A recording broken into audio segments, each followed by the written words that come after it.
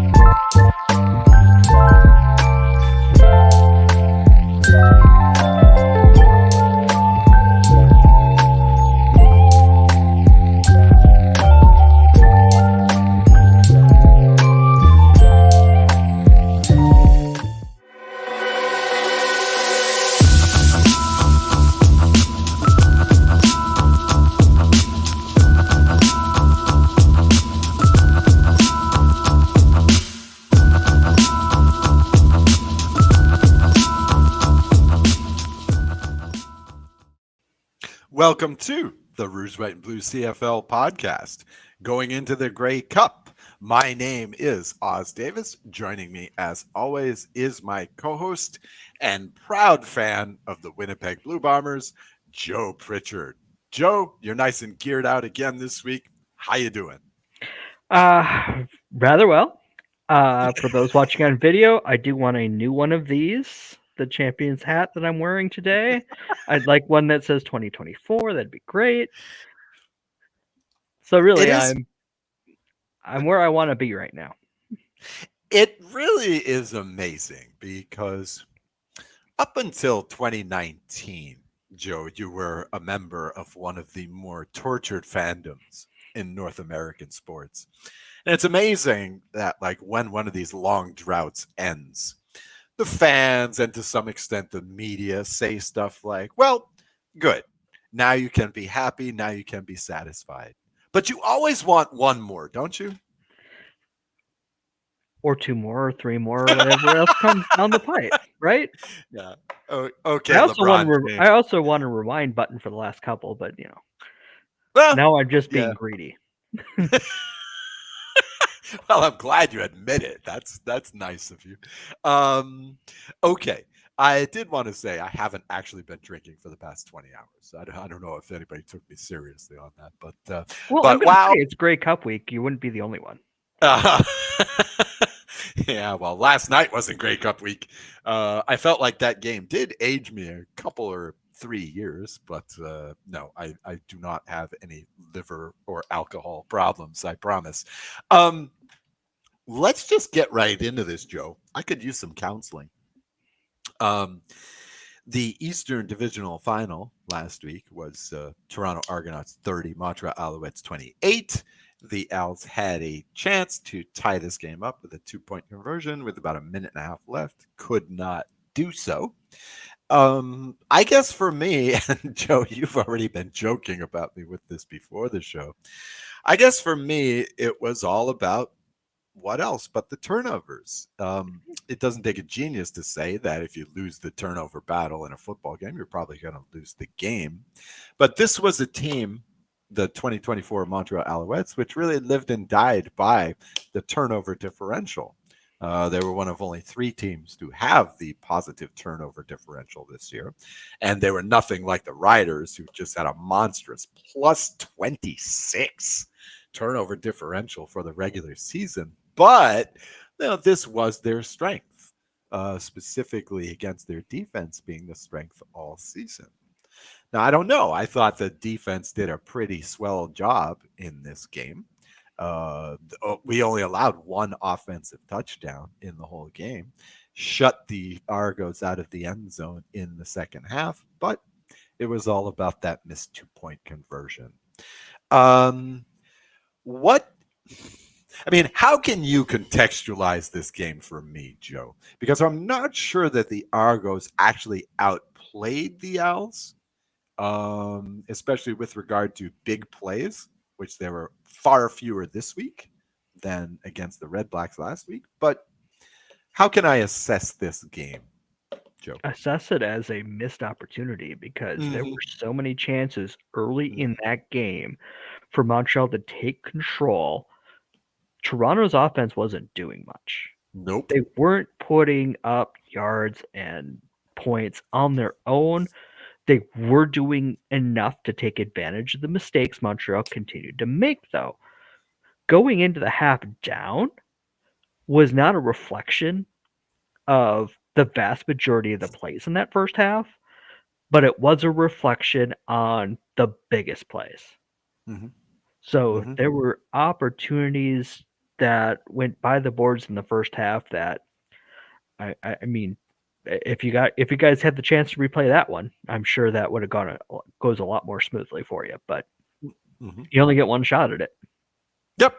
Yep. And that was the thing. I mean, even if we could have taken out 4 plays, specifically 4 plays involving Janarian Grant, we might have been okay.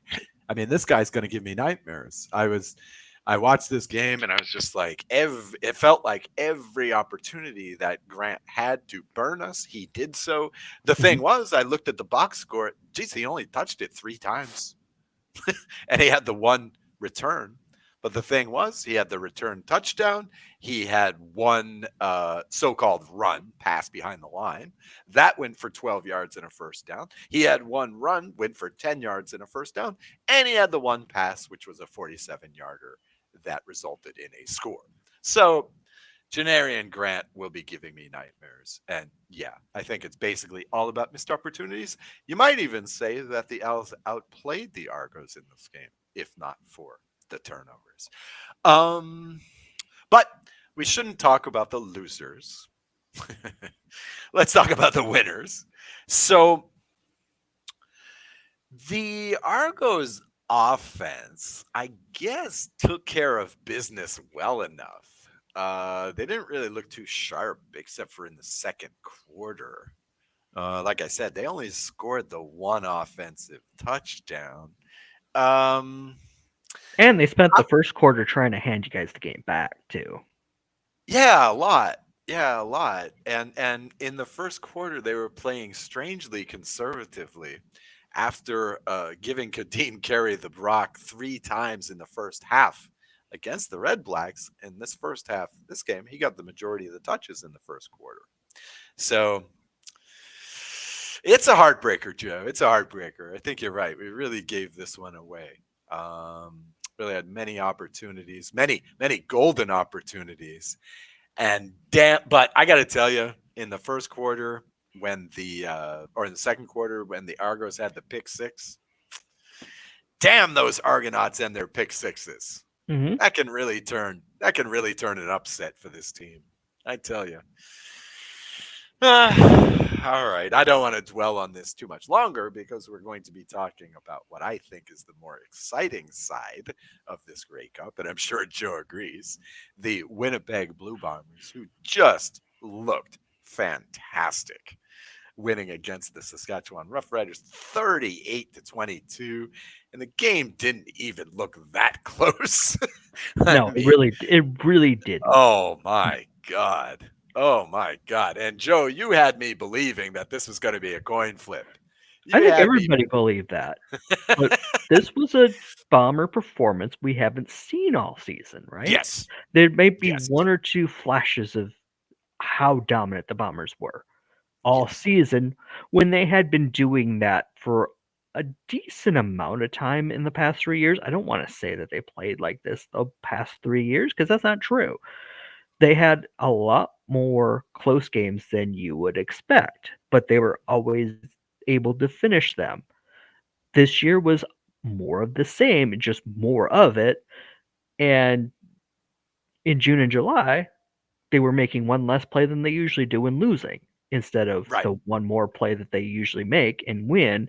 And then they started doing that um, just the same as they'd been doing the past 3 years, making the big play in the fourth quarter or getting ahead and slowly choking out the other team, for lack of a better term. Mhm.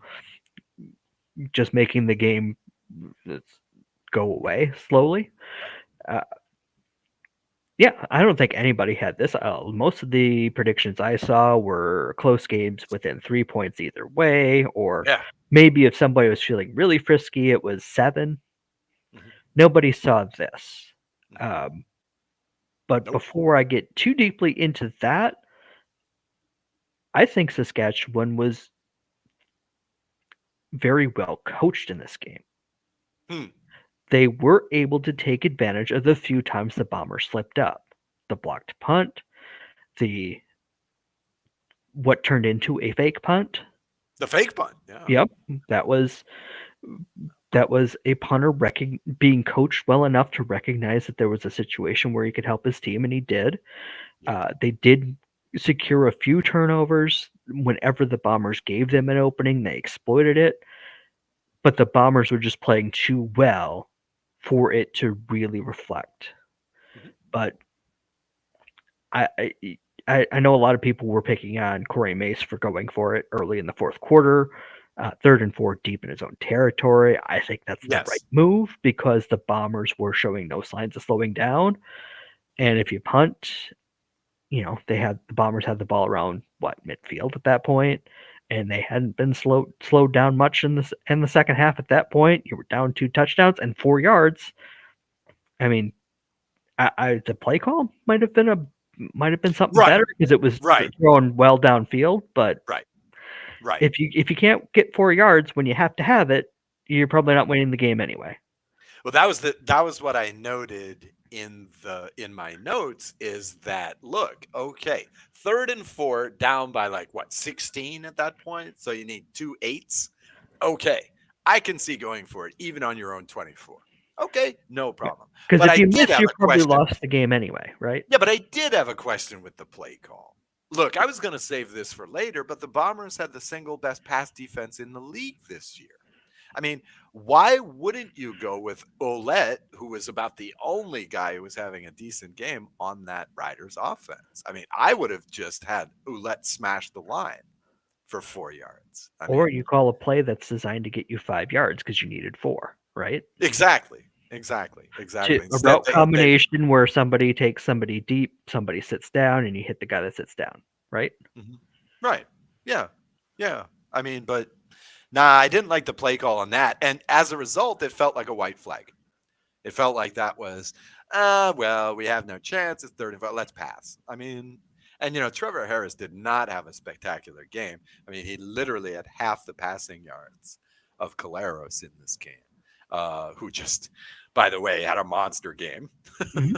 I'll tell you what, too, if Montreal fans are having nightmares about Janarian Grant, I mean, Kenny Lawler is going to be absolutely torturous right for the Riders faithful this offseason. 3 touchdowns, 2 in the first quarter. I mean, the man had 96 yards in the first quarter. Wow. Kenny, come back to Montreal. All is forgiven, please. Um, I just felt like, I mean, the Riders offense may have been well coached, but I just felt like the Riders couldn't stop anything on defense, and they couldn't come up with anything on offense. I mean, No, seriously, I thought their best play of the game was that fake punt. right. Uh, No, the Bombers found some matchups in the secondary that they wanted to yes. exploit, and the offensive line gave them plenty of time to exploit it. Mhm, mhm, mhm, mhm. And I felt like the one strength that the Riders had, the turnover differential, just wasn't even a factor. Was not even a factor in this game. No, because there were a Uh, couple of just bad giveaways too by the Bombers that the Riders couldn't take full advantage of. nope, nope, nope, nope. Okay, so Every year, I just wanted to mark this down because I almost feel like I got to remind myself. This is football, okay, and especially on the pro level, but also on the U.S. college level to some extent. There's always that one team that closes the previous season super hot, begins the next season super hot. You know, don't know if they make the playoffs necessarily or get very far necessarily, but that always seems to be the case. Last year, that was the Owls, right? The Owls closed out the season 7-0. They started this year 10-1, so that basically makes a 17-1 season, right? That's a 17-1 run. The Bombers right now are on a 10-1 run. This, I mean, okay, we're going to preview the game in a minute, but Jesus, Joe, what can you say about this team? This team started the year 2-6. Okay. They were searching for receivers to the point where they had to bring Lucky Whitehead out of mothballs. And at first, he was playing receiver. Later on in the season, he was able to get back to special teams. And But they a had him. point to make there too is they were so down at one point that Right. they had Chris Treveler playing receiver because of injuries Yes. in a Yes. game. Yes. Yes. And they had players playing the slot that had never played the slot before. It was a mess. And since then, they've just been on this unstoppable run. And in fact, they're going into this Grey Cup probably looking stronger than in any Grey Cup on this run so far. Maybe 2021. But I would say that right now this team is clicking even better than that one. I mean, is there any weaknesses to this team going into the Oh yeah, absolutely. okay, for Yeah. example? So let's think about who the opponent's going to be. Toronto, right? Okay. So Toronto swept Winnipeg this year. Yes. They did it on the backs of a pass rush that was Yes. able in both games to make the Bombers take the Bombers out of their game, really. Okay. Because they like to pass to set up Brady, right? It's not Mm-hmm. the old school thought of you run to set up the pass. That's stupid, especially in the CFL, right? If they can get their passing game going, then Brady's got holes because the defense can't sit there and go, okay, it's first down, here comes Brady. Well, if they're throwing the ball on first down, then they have to take both into account. And if they can keep it about even on first downs, that's when Brady starts gashing you. So I think the big matchup in this game is going to be, can the Bombers offense figure out how to stop Toronto's pass rush? Because if they can, it's over. If they can't, we'll see a third game that looks like the last two. Toronto didn't have Chad Kelly the first time around. Right. They won't have Chad Kelly this time around because of the broken leg he suffered in the East Final. They had him in the middle, but he didn't play a good game because the Bombers' defense made it tough for him. So if the Bombers can figure out how to get their offense moving against Toronto, it could get ugly. If they can't, it's going to be a race to 20 at that point. Okay. All right. You've stolen my thunder on that one. That was that was my big question for the game preview. But why don't we get into the game preview? Let's talk Grey Cup. Okay. First, I just want to do the plug. Let's talk about our sponsor, Royal Retros at royalretros.com. When they say retro, they mean retro memorabilia, baseball caps, jerseys, t-shirts, long sleeve shirts, hoodies, jackets, and much, much more. Royal Retros has the gear and the paraphernalia representing dozens of teams from dozens of defunct leagues, including Joe's beloved USFL, the Arena Football League, the World Football League, the XFL, Football Canada, various pro hockey leagues, including the WHA, ABA basketball, Major League Baseball, Negro League, and Pacific Coast League teams. But we're going into the Grey Cup. And if by chance your team didn't make the finals this year, why not check out Royal Retro's uh, specific CFL jerseys? I got some good ones for you. Royal Retro's just broke out a new 5-peat Edmonton jersey. Would you like to celebrate the late 70s, early 1980s and Warren Moon? Check that one out. It's a sharp looking jersey. Or how about this? How about reliving one of the Rouge, White, and Blue's favorite Grey Cups, the 1995 Grey Cup, with some really sharp looking Baltimore Stallions gear? Or even you can fast forward to future Grey Cups, we hope, with Atlantic Schooners gear. Right. So Royal Retro's breaking out the CFL gear in time for the Grey Cup. But whatever you like, you can get 10% off anything in the sale when you use promo code RWBCFL at checkout. So please, before the Grey Cup, get your gear at royalretros.com and use promo code RWBCFL. Before we talk about the Grey Cup, we did not talk about that on this show, but we now have an opportunity to do so. It was a bit of a surprise, but shortly after the regular season ended, Randy Ambrosie announced that he would be resigning from his post as NFL commissioner. We will probably get, as we usually do during Grey Cup week, the state of the CFL address by Mr. Ambrosie. Don't know if he'll be naming his successor, but Joe, I would ask you, what will you remember from the Ambrosie run as commissioner? And do you have any suggestions for replacement? No, I don't have suggestions for replacement because, well, that's just really not my forte. Um, I just flash back to 2016 and where the league was, Mm-hmm. and I think Mm-hmm. about where it is now. Mm-hmm. Mm-hmm. There's problem spots. There's always going to be problem spots, and they move around. But I think this is the most stable ownership group the league's ever had, and I think Ambrosie deserves at least some credit for that. I know a lot of people like to spend their time on social media yelling at Randy Ambrosie about every perceived or every slight, perceived or real, Mm-hmm. that they see in the CFL game, and some of them are even valid. At the same time, I think if you're a CFL fan, you have to be pretty comfortable with where the league's sitting right now. And yeah, it's probably not all Randy Ambrosie's doing, just like all the bad things real or imagined aren't his doing either. But if you just take it and think of it that way, would you rather be a fan of the league in 2017 or 2024? I think it's pretty easy. Mm-hmm. Especially what has happened in between. I mean, anybody who wants to critique Mr. Ambrosie should realize that one, he was coming off the reign of a very unpopular commissioner and a very sort of laissez faire commissioner. On top of that, Ambrosie had to deal with COVID, right?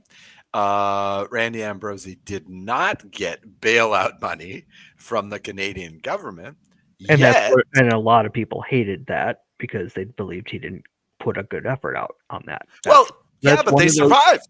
right. But they survived. That's one of those things that people still flash back to, and it's like, well, that's Right, over.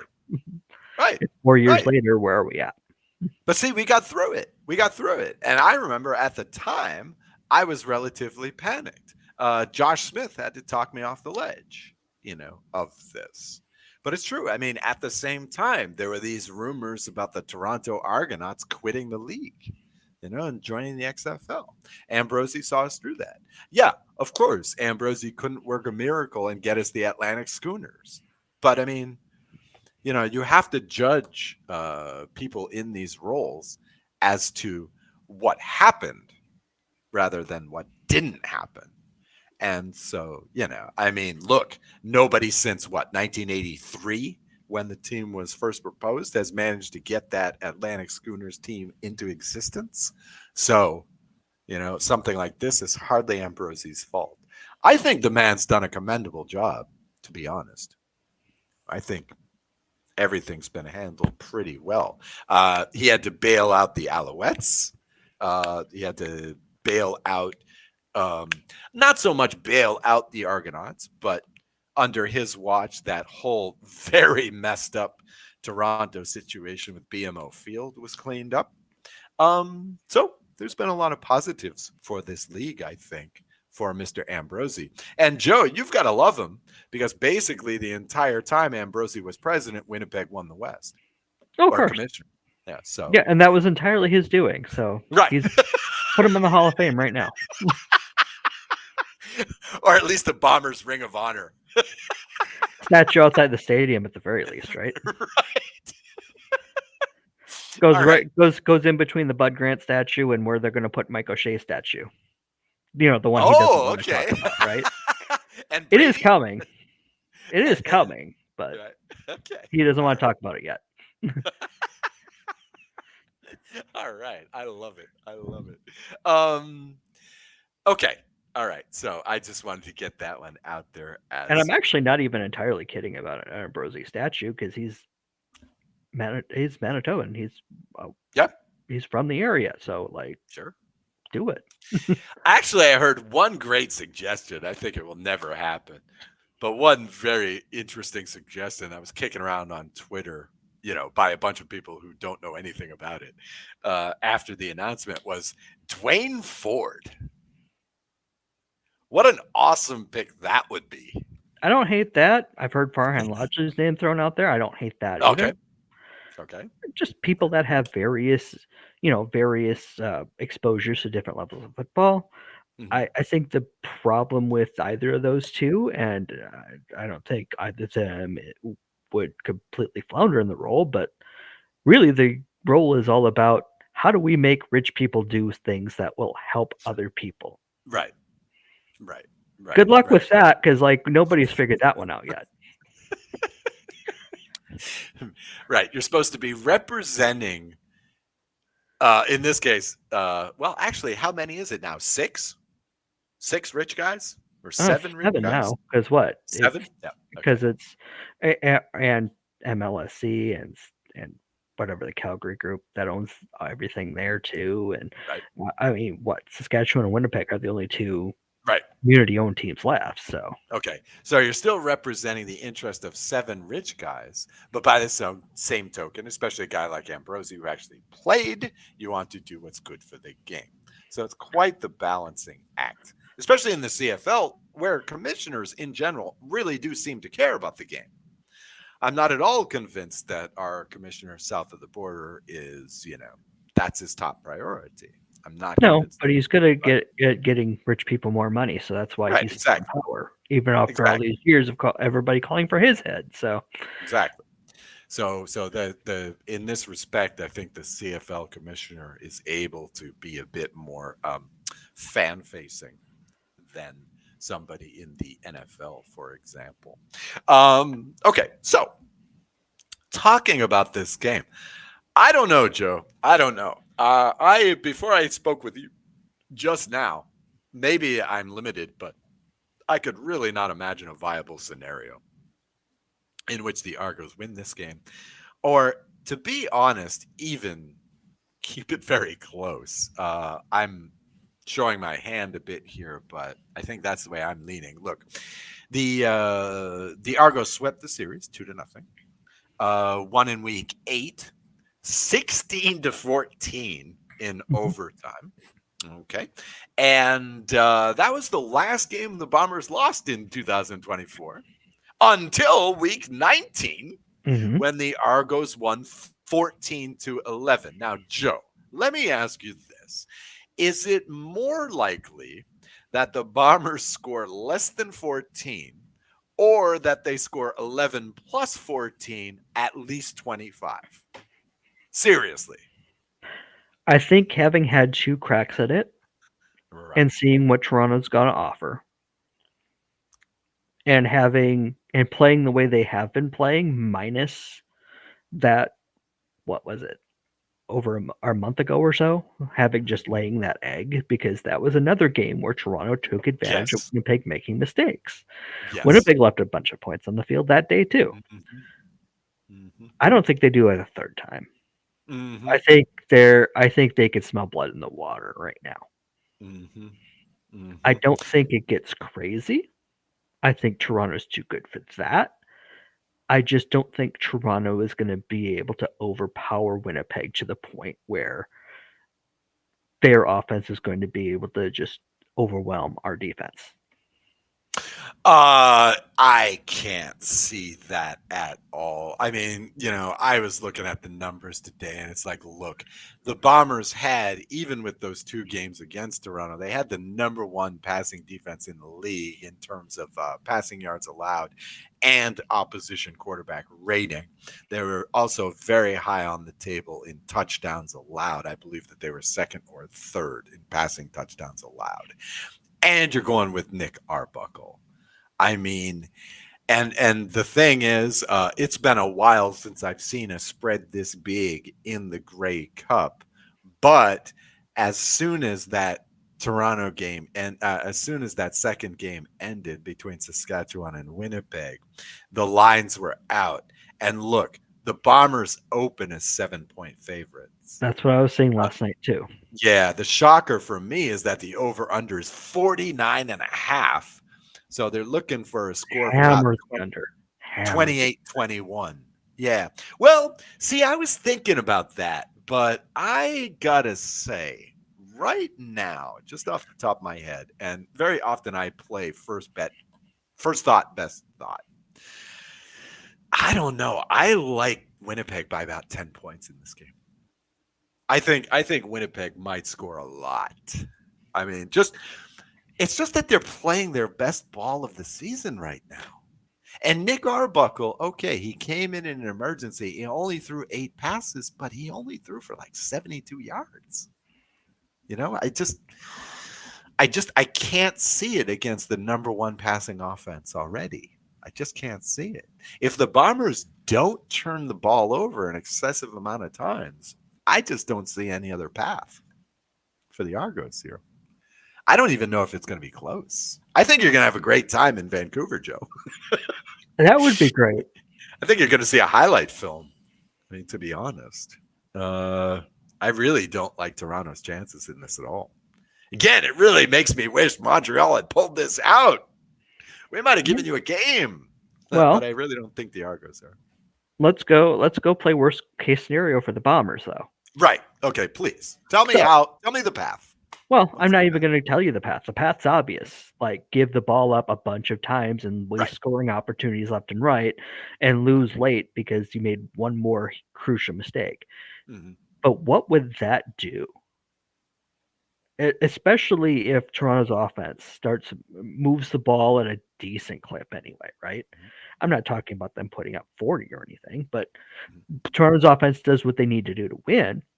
What does that do for the perception of Nick Arbuckle? He's had a lot, he's had a lot of problems in the league. At the same time, a lot of them weren't really his fault.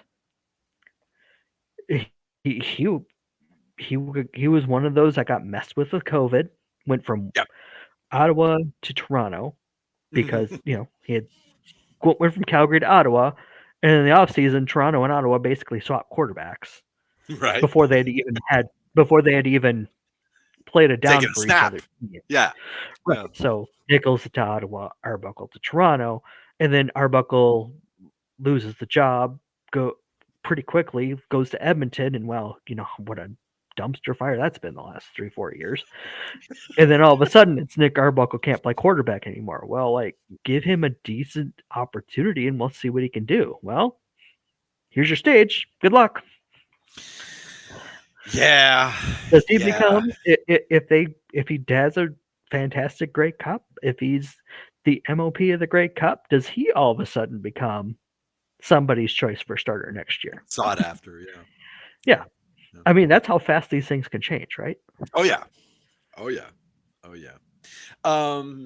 I wonder though, because I feel like if the Argos win this game, it's going to be about Kadeem Carey. I am not convinced that the Argos can pass on this team. I mean, again, they've scored in the 2 games they scored a maximum of 14 points. I mean, I can't see them passing against the best passing defense in the league. And that last game, wow. I mean, the Riders could do nothing. The Riders had nothing. I mean, you tell me they were well coached. Yeah, so the Bombers always had an answer. Mhm. So, you know, And uh, by saying they were well coached, I mean they're set for a good run next year. oh yeah, oh yeah, oh And we'll yeah. talk about that more later, but like I if I'm a mean, Rider fan this morning, I'm like, yeah, last night kind of sucked, but hey, yep, next year's coming and we've got we've got room to grow. We've got some potential. Let's go. yep. Is it June yet? Oh no, yep, yep. I mean, they were not red hot to close the season, but they closed the season 5-2. So I'm expecting them Which is once 5 more again. wins after Labor Day than they've had in a long time. Exactly. I'm expecting them again to come out strong again next year. But I think that they should be good all through the year next year, all things being equal. Don't know Mhm. what's going to happen in the offseason, but I think they'll probably stick with Trevor. I think they should probably keep most of that line that they've had this year. And the thing that will go against the Riders next year, I can say this already, is I would be shocked if they can reproduce that plus 26 next season. I mean, they're And winning the there's going to be more expectations too. Yep, yep. I mean, they're getting 1.5 more turnovers than the other team in every game. Come on now, that's not sustainable. That's not sustainable. So, but it's a little bit early to be looking towards next year anyway. Mhm. We're looking towards next week. I've got the Bombers by at least 10. I'm thinking about 30-19. I don't hate that pick. Mm-hmm. That Mm-hmm. Well, feels right. I don't know if the score is quite that high. uh-huh. Yeah, Maybe yeah, maybe it's more in the 25-14 range or something like yeah, that, but yeah. that's kind of feels right. Yeah. I'm really expecting that second half shutdown. I really want to see some nice defense in that second half. I think Brady. Really the worst the Bombers have to get through the first 5 minutes Mhm. without a disaster. Right. They play so much, and this is true for most teams to be fair, but they play so much better when they're ahead or they're close Mhm. than when they have to play chase. They're not Yeah. equipped to play chase, especially if that means Toronto can unleash its pass rush and just go like, okay, we're coming. Mhm. Mhm. Mhm. Mhm. The worst Okay. case scenario for the Bombers is being down early, especially if they've screwed up to make it happen already. Mhm. Okay. So, all right. There's the official Rouge, White, and Blue picks for the Grey Cup. Joe, you're going to the Grey Cup again this year. Have you ever been to Vancouver before? I've been to Vancouver Right. once, and that Right. was one of the very, very few CFL games that I've gone to that didn't involve the Bombers or a Grey Cup. It just happened to be the Bombers had come off of 2 just awful seasons, so Uh-huh. looking for a spot to go with the Bombers wasn't exactly a priority, especially since the year before, I'd gone and they were down 21-0 7 minutes into the game. Mhm. So, like, okay, fine. Let's Mhm. And then we found out that not only is BC and Calgary playing each other in BC when BC was on the rise again, Mhm. and oh look, the Brewers are out there in Seattle, and it's on our anniversary. Hmm. That seems like a hard call. A- a- And then we got our first glimpse into the fact that Jonathan Jennings might not be the franchise savior in BC, and it was like Mm. 37-9, but it was still a pretty fun time. Like Mm. that was probably the most stagnant and cold, and I want to I want to say cold in one way, but hot in another way atmosphere because like there was no air circulation in the place. It was 85/30 degrees, whichever way you want to go. Wow. Just No ugly, joke. ugly Northwest weather. Like that's Wow. not what we signed up for. Yeah. But that then we had a great time for the whole trip. It was fun. This time around will be my first Grey Cup out there because the year I Yeah. started going on a consistent basis was the year after it had been in Vancouver for the second time in 4 years. So it wasn't coming Mhm. back for a while. Mhm. Mhm. I've been to many places in North America and Europe, and I tell you, Vancouver is one of my favorite cities. Love it. Oh yeah, Great city. we loved Great it. city. Very nice. We had an Airbnb in North Van that Nice. had a beautiful view. Nice. Yeah. Yeah. Lots of nice views there. I'll tell you what, if you like green, that Pacific Northwest is a great area. Okay, so when are you going up there, Joe? Leaving Wednesday early. Great, great, great. All right, represent the RWB for that. All right, and you've got tickets. Where are your tickets this year? If I'm not mistaken, and I don't handle the tickets, I have a Bomber season ticket holder buddy that handles all that for me. Oh, nice. Because it's his season ticket for the Bombers, so he gets first dibs at Grey Cup, right? So it's just like, okay, Oh, you choose, we'll go have fun. oh, cool. It's Great, midfield, lower upper deck. great, So upper great. deck, but like as low down in the upper deck as you get. Really good. Like that's kind of where I like to be is up Yeah. high. And if I can't get an end zone, Mhm. for American football, I like the end zones honestly. But for Hmm. CFL, midfield and up, Okay. and you can see everything. Great. Because I did Great. sit behind the Bomber bench in Toronto, Mhm. which was fun. It was fun to be kind of have that atmosphere going on. At the same time, it was abysmal for seeing what was actually happening. Mhm. I hear you. I hear you.